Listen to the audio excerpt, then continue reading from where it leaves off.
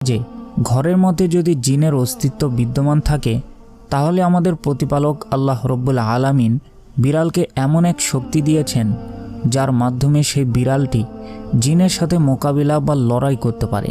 আরও ভালোভাবে বলতে গেলে ধরুন আপনার ঘরে একটা পোষা বিড়াল আছে যাকে আপনি খাবার দাবার দিয়ে লালন পালন করেন।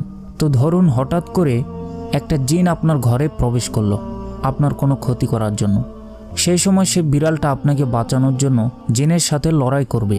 যদি কোনো সময় মধ্যরাতে বিড়াল কান্না করে তাহলে বুঝবেন আপনার ঘরে কোনো জিন শয়তান প্রবেশ করছে। তখন আপনি আল্লাহর কাছে প্রার্থনা করবেন এবং আয়াতুল কুরসি পাঠ করবেন। আবার কিছু কিছু বর্ণনায় পাওয়া যায় যে ঘরে বিড়াল থাকে সে ঘরে জিন প্রবেশ করে না। আমাদের আশেপাশের দুঃখ, দুর্দশা এবং ডিপ্রেশন এমন একটি মোহমায়া সৃষ্টি করে যা আমাদের উপর আধিপত্য বিস্তার করার চেষ্টা করে। একটি গবেষণা